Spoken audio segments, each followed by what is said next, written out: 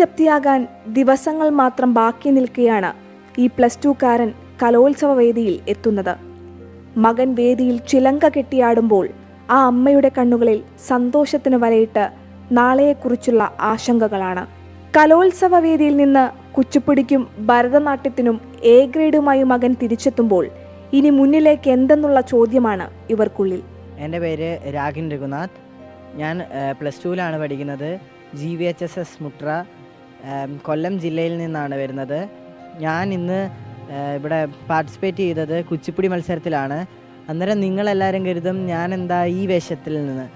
അത് ആൺകുട്ടികളുടെ higher secondary Kuchipudi മത്സരത്തിൽ ഞാൻ ഇന്ന് പെൺവേഷത്തിലാണ് പാർട്ടിസിപ്പേറ്റ് ചെയ്തത്. എൻ്റെ അധ്യാപകൻ കിഷൻ സജികുമാർ ഉണ്ണി, കലാക്ഷേത്ര ചെന്നൈയാണ്. ഡാൻസ് സ്കൂളിൻ്റെ പേര് വിഷു കലാക്ഷേത്രയാണ്.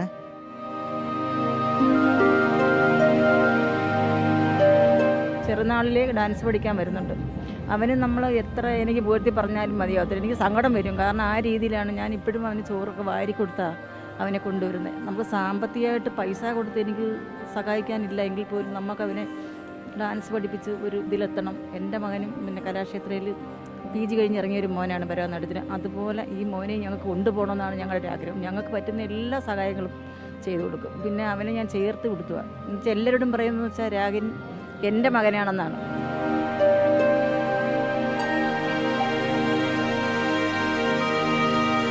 ഞങ്ങളുടെ വീട് യൂണിയൻ ബാങ്കിൽ നിന്ന് ലോൺ എടുത്തിട്ടുണ്ടായിരുന്നു, ഹൗസിംഗ് ലോണ്.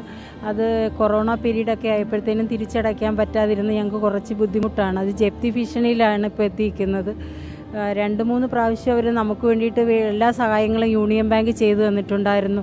പല പ്രാവശ്യം ജപ്തി വന്നപ്പോൾ ഇവൻ്റെ കാര്യങ്ങളൊക്കെ കണ്ടിട്ട് ട്രോഫികളും അതും ഇതൊക്കെ കണ്ട് അവർ ഇങ്ങനെയാണെന്നുള്ള രീതിയിൽ നമുക്ക് ഒരുപാട് ഫേവർ ചെയ്ത് തന്നിട്ടുണ്ട്. ഇപ്പം അവർക്ക് ബുദ്ധിമുട്ടാണ്. 9-ാം തീയതി ആകുമ്പോഴത്തേനും ജപ്തിയിലേക്ക് എത്തി നിൽക്കുന്ന ഒരവസ്ഥയിലാണ് ഇപ്പോൾ ഉള്ളത്.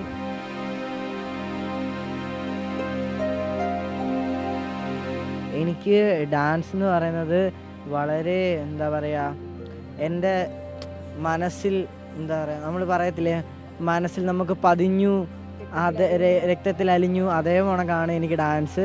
ഇനിയിപ്പോൾ എനിക്ക് +2 പരീക്ഷയും കഴിഞ്ഞു.